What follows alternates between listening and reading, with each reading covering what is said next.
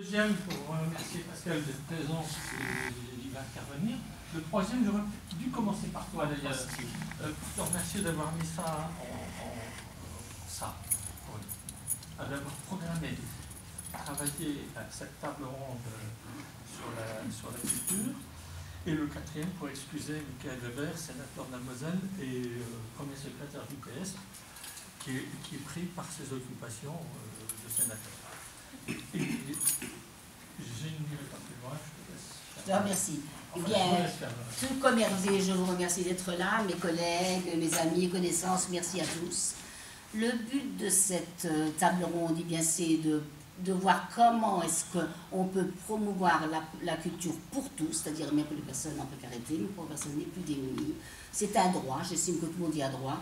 Au niveau du Parti Socialiste, c'est quelque chose qui nous tient à cœur et qui me tient à cœur particulièrement. C'est pourquoi je vous remercie. Je pensais qu'il y aurait moins d'attention par rapport à ce sujet. Je me rends compte qu'en fait, les gens s'y intéressent malgré tout. On est dans une je dirais, dans une position de personnes qui pensent qu'à elles, où l'argent seul compte. Et je me rends compte qu'en fait, il reste les autres. Pas forcément que nous, socialistes, mais les autres, d'autres, et c'est tant mieux. C'est pour ça que je vous remercie vraiment pour votre présence. Alors, avant de laisser la parole à Pascal, qui est notre principal intervenant, ils auraient dû être deux, mais malheureusement, la vie fait que, je voudrais simplement vous lire un petit message de la part de Philippe Tarillon, l'ancien maire de Florange. Oh ben pareil, mais ça lui tient bien à cœur, il n'est pas là malheureusement, et tenait à être là, lié par la pensée, par ces quelques mots que je vais vous lire, si vous le permettez.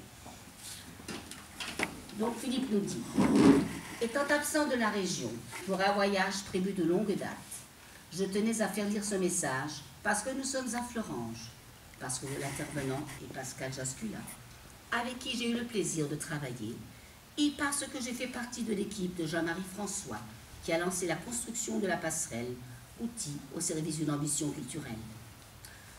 Le sujet de ce soir fut au cœur du projet des municipalités de gauche de Florange, que conduisirent Jean-Marie François de 1989 à 2001, puis moi de 2001 à 2014.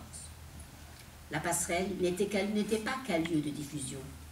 Elle était surtout un outil au service d'une ambition que Pascal n'a cessé de développer. Lassé de tous à la culture, avec une programmation diversifiée, reposant sur la découverte de nouveaux talents, cela passait par une tarification adaptée, une priorité aux Florangeois, des spectacles de découverte, des dispositifs d'abonnements adaptés. L'expression des associations locales, la création culturelle et la formation aux pratiques amateurs, avec par exemple les ateliers théâtre de l'Escabelle. Oui, il y a bien une culture de gauche et une culture de droite. La preuve, par la nouvelle passerelle, le projet surdimensionné de M. Dick, une seule ambition, remplir la salle en faisant la part belle aux diffuseurs privés. Quant aux Florangeois et aux associations locales, ils sont désormais les parents pauvres, alors que l'investissement va lourdement peser sur les budgets de la ville. Voilà, c'est tout. Bon, il n'y a pas lieu de débattre, c'est son avis, c'est ce qu'il pense, je vous le livre comme il le ressent. On va maintenant laisser la part belle à notre Pascal qui va nous expliquer ce qu'il a fait, ce qu'il reste à faire, en gros. Pascal, je t'en prie. Merci Marie-Hélène, merci pour l'invitation, merci à la Fédération du Parti Socialiste. Je préfère dire je ne suis pas blanc, mais je suis fidèle aux amis, donc on m'a invité.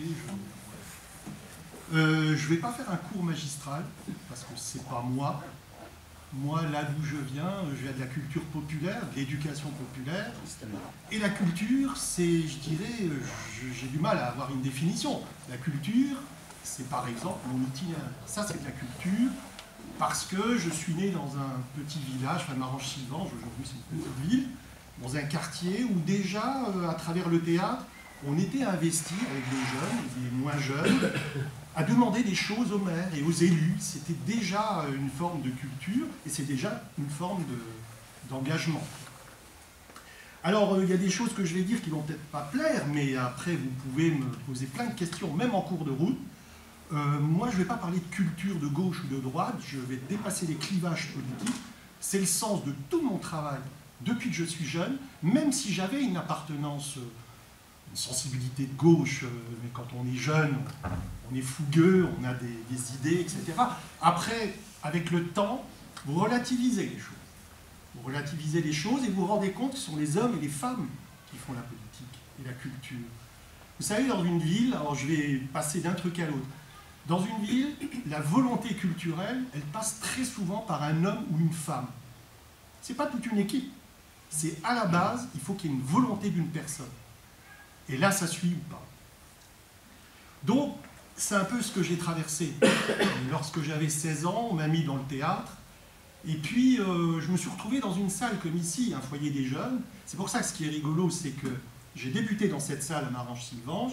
Et je termine ma carrière, parce que j'ai fait mon Lionel Jospin. Je me suis retiré de la vie culturelle, de toute la vie publique, quoi. Et de revenir à Florence dans une salle socio-culturelle. Vous voyez, ça, pour moi, c'est ça la culture. La passerelle, c'est bien, etc. Bon, on a fait des choses. Mais la culture, c'est une culture de terrain qui doit s'appuyer aussi sur les éducateurs, les animateurs. Et on a fait un bon boulot, moi j'estime, à Florange. Mais je pense aussi que ça correspondait à une époque. Et on en parlait là tout à l'heure. Et en même temps, 25 ans en arrière, c'est pas loin. Et pourtant, beaucoup de choses ont changé. Dans les quartiers, etc. Enfin, vous voyez, on le voit tous politiquement, économiquement, etc. Donc, je pense que dans ce que je vais dire, on ne peut pas faire des copier-coller. C'est-à-dire, on ne peut pas dire ben, ce que j'ai vécu, on pourrait le refaire aujourd'hui, c'est pas comme ça que ça se passe. Donc là, je parlais de Florange, de la passerelle, parce que je fais le clin d'œil avant d'oublier. On a super bien bossé avec les éducateurs, les animateurs, Jamal, je me souviens, et puis tous les autres.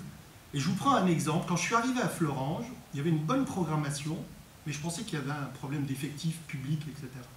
Donc du coup, on a travaillé là-dessus. Et la première chose que j'ai observée, je me suis dit, les jeunes ne sont pas représentés dans la programmation.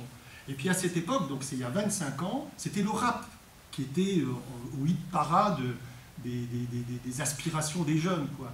Et j'avais demandé aux animateurs de faire un travail avec les jeunes pour choisir un groupe de rap. Donc vous voyez, il y avait un vrai travail, mais que je n'aurais pas pu faire sur les animateurs de la ville qui ont fait ce travail. Alors ils ont réuni des jeunes dans une salle et ils ont travaillé plusieurs jours sur qui choisir. Parce que dans un truc comme ça, si vous dites bah, les jeunes me proposent ça, je prends, si vous ne vous y intéressez pas, sur les textes, sur qui sont ces jeunes, ce qu'ils font, ces rappeurs, etc., vous pouvez vite avoir des problèmes, voilà, et il y en a eu dans le rap notamment.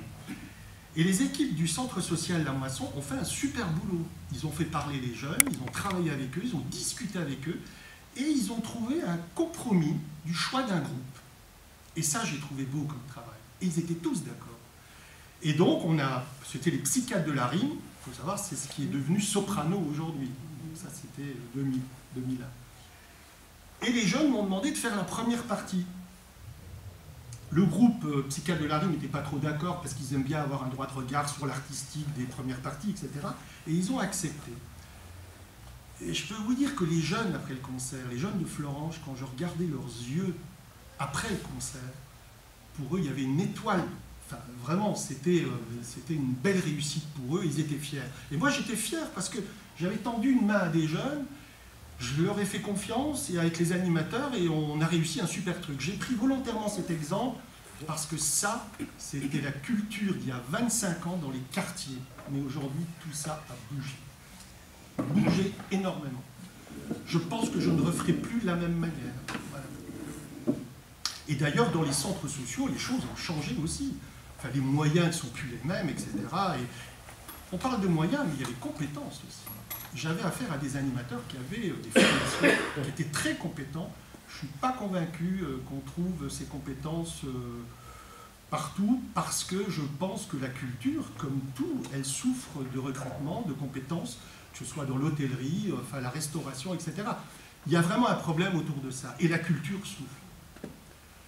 Alors, je ne vais pas parler d'une culture institutionnelle, faire du théâtre, faire de la musique, etc. Non, non, moi je vais parler de la culture en général, parce que je pense que la culture, aujourd'hui avec le recul, je pense que la culture doit traverser la citoyenneté, l'éducation, doit traverser un regard sur la société, sur la sécurité, sur l'environnement, sur... La culture doit traverser tout ça. Si dans une ville, en tant qu'acteur culturel, vous n'êtes pas là-dedans, ben, vous passez à côté de tout. Et vous faites votre petite programmation, vous remplissez votre salle comme le Galaxy, et du coup, voilà, il ne se passe rien. La passerelle se démarquait fortement par rapport à l'amphi, par rapport à Thionville, et on avait une couleur. Quand je dis une couleur, ce n'est pas une couleur politique, c'est une manière de faire. C'est-à-dire qu'on essayait d'associer les jeunes des quartiers ou les associations à la programmation. Culture populaire, moi je viens de là. C'est-à-dire ce qui me fait rire, c'est que je viens de Maranchivant, je termine ici ma carrière en venant dans cette salle socio-culturelle. Moi, des gens m'ont mis le pied à l'étrier au théâtre, et en même temps, ils m'ont dit, tu vois, on fait du théâtre, mais nous, on doit aussi demander des choses à la mairie pour les jeunes, et c'est ça notre rôle, et c'est ça être citoyen. Ils ne parlaient pas de citoyenneté, ils me parlaient plus de militantisme. Donc, la jeunesse, pour moi, c'était important. Et donc, j'ai débuté là-dedans. J'ai débuté là-dedans avec des gens qui étaient un peu plus âgés que moi, et puis, finalement, le théâtre, j'en ai fait mon métier à 18 ans. On m'a embauché dans une troupe de théâtre à Marange-Tivange. Et là, j'étais en connexion avec tout le réseau associatif de la Moselle et de la région, etc. Et puis ensuite, j'ai fait une formation. Après, j'ai terminé, je suis passé par Agondange, où je faisais la programmation de la salle Paul-Lam pour la ville d'Agondange. Et en même temps, j'avais la direction du centre socio-culturel. Vous voyez, dans ce que je disais du centre social à Fleurange, Agondange, c'était la même chose. Je dirigeais un centre socio-culturel où on faisait des centres aérés, etc. Et en parallèle, on faisait une programmation à la salle Paul. Donc, dans mon parcours, je ne peux que parler de culture populaire et non pas institutionnelle. J'ai voulu à un certain moment m'inscrire dans la culture institutionnelle. La culture institutionnelle, c'est l'Opéra-Théâtre de Metz, Nancy, c'est l'Arsenal, c'est-à-dire des lieux qui sont reconnus par le ministère de la Culture. Je n'ai jamais été reconnu par le ministère dans mon travail. Pour eux, je faisais du socio-culturel. Socio-culturel, il y a toujours un côté méprisant. C'est-à-dire, c'est de la culture sociale, mais qui n'apporte rien dans l'artistique. Voilà. Et ça, un jour, on me l'a dit à la direction régionale des affaires culturelles. Parce qu'à un moment donné, à la passerelle, comme on avait une programmation avec des têtes d'affiche, et à la fois des choses plus confidentielles qui venaient du Festival d'Avignon, on remplissait la salle. Je suis allé voir la direction régionale des affaires culturelles, j'ai donné le programme, ils étaient bien au courant de ce qu'on faisait, et je dis voilà, ça fait quelques années là qu'on fait un travail, on remplit la salle, aidez-moi pour mettre des artistes en résidence, pour qu'on puisse aller dans les écoles, etc., etc. Il a regardé le programme, le conseiller spectacle vivant de Lorraine, ça ne m'intéresse pas, ça ne m'intéresse pas, ça ne m'intéresse pas, ça je subventionne déjà, non, c'est bon, ça ne m'intéresse pas. Et il m'a acheté, franchement j'étais très énervé en sortant.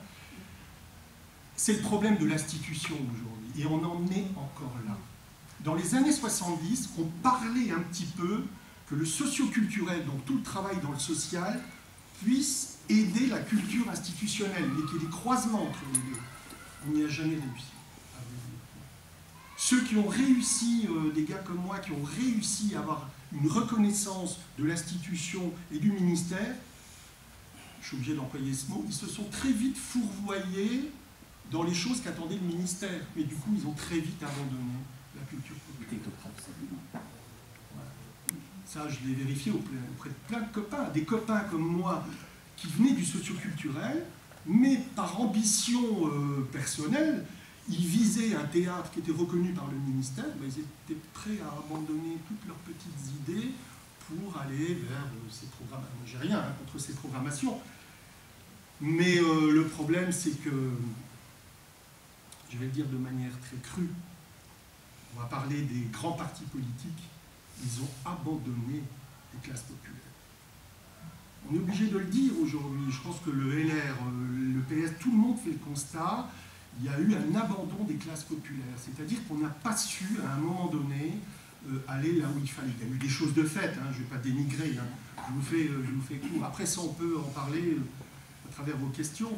Mais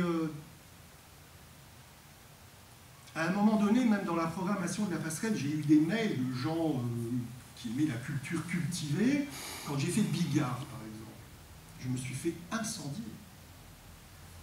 Alors que Bigard représentait un spectacle sur 40, j'en avais 2 des Bigards, on va dire. Et on m'a mis à Caen Dieudonné. Vous voyez, ouais, mais Bigard avait un public. Et Bigard, c'est pas Dieudonné. Excusez-moi, hein, Bigard, il a un humour gras, on va dire vulgaire. Il y a plein de gens qui vont le définir. Ouais, mais il avait un public. Et c'était un humoriste. Moi, je courais pas après, mais je trouvais que, en plus, il était très proche de tous les humoristes que j'avais à la passerelle. Donc, il y avait quelque chose autour. Et j'en ai eu deux quand j'ai fait Vanoni aussi. Vous vous rendez compte, Vanoni, comme si c'était la peste et le choléra, quoi. Voilà, ça c'est des erreurs qu'on a pu faire. Mais j'ai été très critiqué sur des choses comme ça. Pour la DRAC, j'avais beau avoir des spectacles qui pouvaient, la DRAC, la Direction Générale des Affaires Culturelles, qui pouvaient la séduire, mais à partir du moment où je me fourvoyais avec 2-3 spectacles qui n'étaient pas conformes, c'était fini, j'étais plus entendu. Je n'ai pas voulu vendre mon âme, j'ai continué à faire mon chemin. Pourquoi? Parce qu'il y avait la volonté d'élus locaux qui disaient, nous on met de la rue. Et on décide, nous, de ce qu'on veut faire. Quand vous avez cette chance-là en tant que professionnel, je peux vous dire qu'il n'y a pas beaucoup de copains à l'échelle nationale et directeurs de théâtre qui ont eu la chance que j'ai eue. Surtout dans une ville, Florence, je ne sais pas, c'est 12 000 habitants, à peu près 15 000. Surtout dans une ville comme Florence. Alors on peut me dire, oui, mais Florence, j'ai mis beaucoup d'argent, etc., c'était déficitaire.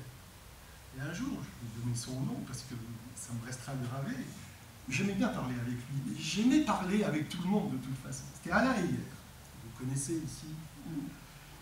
Et un jour, il m'a dit, mais j'ai trouvé que c'était une belle chose. Il m'a dit, tu sais, ton travail, tout ce que tu fais, là, c'est pas dans la philosophie économique de ce que je pense. Mais il y a quelque chose là qui est bon pour Florence. Il avait tout résumé. J'ai rarement vu un homme politique qui me tenait un discours comme ça, alors que c'est vrai, il avait raison.